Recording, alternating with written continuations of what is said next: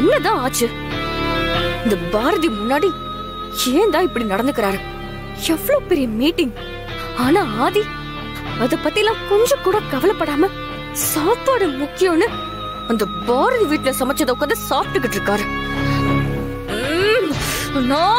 நீ எங்க தானே போன?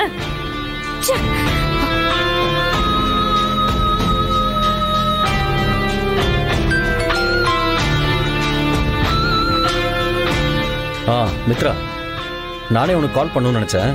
ஆமா, நீயும் ஆதி மீட்டிங் கிளம்பிட்டீங்களா? அண்ணா, மீட்டிங்க்கு ஆதி வரல. நான் மட்டும் தான் இப்போ ரெடியா இருக்கேன்.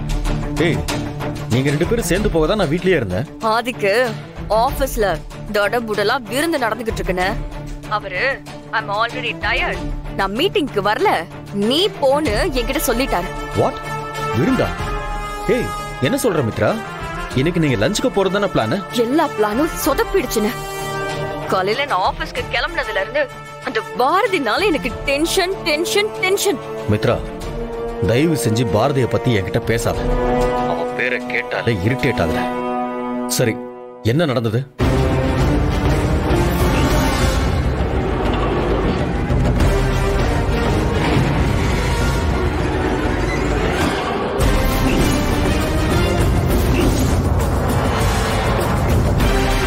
எனக்கு மட்டும் ஏன் இப்படி எல்லாம் நடக்குது?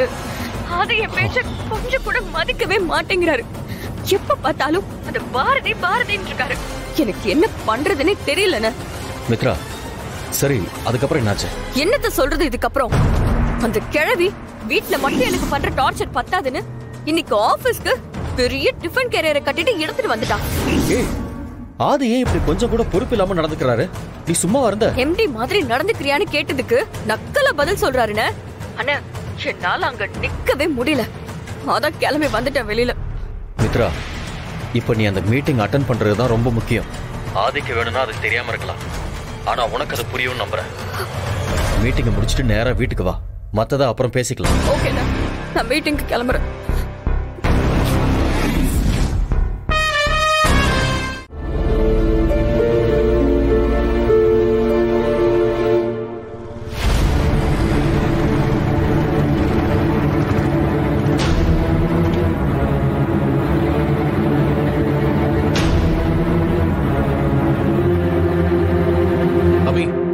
நீ போன்ல சொன்ன விஷயம் நிஜமா? ஆமா. விளையாடாத அபி. நான் இப்பெல்லாம் உங்ககிட்ட சரியா பேசுறது இல்லன்னு டென்ஷன் பண்றதுக்காக என்கிட்ட போய் சொல்றியா? மனோ, இந்த விஷயத்துல யாராவது போய் சொல்லுவாங்களா? நான் என்ன பைத்தியமா? வீட்டுக்கு வந்தாங்க, பார்த்தாங்க, பிடிச்சிருக்குன்னு சொன்னாங்க, கல்யாணத்தை சீக்கிரமா பண்ணணும்னு முடிவு பண்ணிட்டாங்க. எப்படி உன்னால இந்த விஷயத்த இவ்வளவு கேஷுவலா என்கிட்ட சொல்ல முடியுது? சரி விடு. அம்மா, நீ அதுக்கு என்ன சொன்ன? என்ன சொல்லுவாங்க? ஓகே சொல்லிட்டேன். பெரிய பிசினஸ் மேன், எனக்கு பிடிச்ச மாதிரி காஃபி ஷாப் வச்சிருக்காரு. வேற என்ன வேணும்? அபி, ப்ளீஸ் சீரியஸா பேசு. பின்ன என்னடா, உன்கிட்ட என்ன லவ் பண்ணுன்னு கெஞ்சி கெஞ்சி நானுமே டயர்ட் ஆயிட்டேன். பையன் நல்லா இருந்தான், பிடிச்சு போச்சு, உடனே ஓகே சொல்லிட்டேன். இன்னொரு முக்கியமான விஷயம், அவரு ஆதி மாமாவோட ஃப்ரெண்டு, சோ நம்பி கல்யாணம் பண்ணிக்கலாம். அபி, போதும். இங்க பாரு மனோ, கல்யாண மாப்பிள்ள வந்தாரு, கல்யாணம் நடக்க போகுது அப்படின்னு சொல்லிட்டு மூஞ்ச தொங்க போட்டு என்னால வயலின்லாம் வாசிக்க முடியாது. இப்ப சொல்றேன் கேட்டுக்கோ. என் லைஃப்ல கல்யாணம் நடந்தா அதுவும் கூட தான். நான் இப்பவே என் வீட்ல நம்ம 2 பேரையும் பத்தி பேசுறதுக்கு ரெடியா இருக்கேன். நீ என்ன சொல்ற? இல்ல இப்ப வேணாம் அபி, நீ அவசரப்படாத. இதுதான் உன் பிரச்சனையே. நீ வேண்டாம் வேண்டான்னு சொன்னா இதுக்கு என்னதான் முடிவு? கல்யாணம் முடிஞ்சு மாப்பிள்ளையோட கார்ல போறப்ப தூரமா நின்னு கண் கலங்கி ஆசீர்வாதம் பண்ணி டாடா காட்டலான்னு பாக்குறியா? எனக்கு இப்ப இருக்கிற ஒரே கண்டிஷன், ஆதி மாமா எனக்காக பாத்துருக்கிற மாப்பிள்ள. அது மட்டும் இல்ல, இந்த கல்யாணம் நடக்கணும்னா ஆதி மாமாக்கும் மித்ரா அக்காக்கும் கல்யாணம் நடக்கணும்னு அண்ணன் ஆசைப்படுறாரு. 2 கல்யாணத்தையும் ஒரே மேடையில நடத்தலான்னு பேசிட்டு இருக்காங்க. 2 பேருக்கும் ஒரே டைம்ல கல்யாணமா? ஆமா. என் அக்கா இருக்கிறப்ப தங்கச்சிக்கு எப்படி கல்யாணம் பண்ணுவாங்க? அண்ணன் யோசிக்கிறது கரெக்ட் தானே? மனோ, நான் சொல்றத கேட்டு ஷாக் ஆகுறதெல்லாம் வேலைக்கு ஆகாது. கூடிய சீக்கிரமே நம்ம 2 பேர் வீட்லயும் இந்த விஷயத்த சொல்லி ஆகணும்.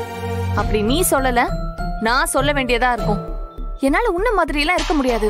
அபி ப்ளீஸ், நீ பாட்டுக்கு ஏதாவது அவசரப்பட்டு பண்ணி வைக்காத. என்கிட்ட சொல்லிட்டல்ல, நான் பாத்துக்கிறேன். என்ன பாத்துக்குவேன்? இங்க பாரு மனோ, நான் என் முடிவை தெளிவா சொல்லிட்டேன். நீ அதுக்கு சாக்கு சொல்லி சமாளிக்கலாம்லாம் நினைக்காத.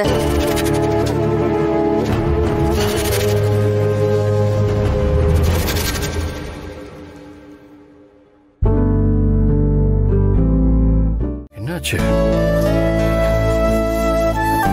என்ன மித்ரா, டெம்பரேச்சர் ரொம்ப அதிகமா இருக்கு. என்ன கூப்பிட மாட்டியா? பார்த்து.